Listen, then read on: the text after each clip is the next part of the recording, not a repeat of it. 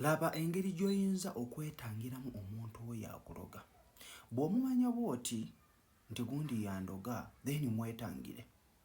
Olowooza ogenda kukikola otya? Gwe wenna agamba nti osobola okunfunira akatanga. Obutanga mbumanyi twabuzanyisanga edda. Njogera oyo omuntu ng'abumanyi obutanga obwo. Naye ogenda kunfunira just bikoola. Ebikoola ebyo ojja bikunya bulungi nnyo. Bw'ona obikunya oteekemukko amazzi weeyiire onaaba ng'ogamba nti gwe gundi naaba era nga nkwetangira.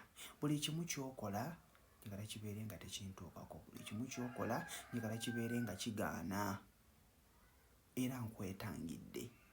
So kijja kubeera nga kikuyambako eri omuntu oyo akuloga okubeera nga omwetangira. Kigezeeko kijja kubeera nga kikuyambira ddala. Kojja ntambye Ssemuto, gwe wenna ayagala okuba ng'oyogerako nange WhatsApp ebeera nzigule gy'osaasobodde kubaawo saakoze. Agamba nti era osobola okubeera nti ogendako ku YouTube, osobola okugendayo mukwano n'obeera nga ate osubscribinga videos z'ekisenge gye ziri eziyigiriza buli kimu. Gwe wenna ayina obuzibu totuula. Mbeere bulungi, mbaagala nnyo.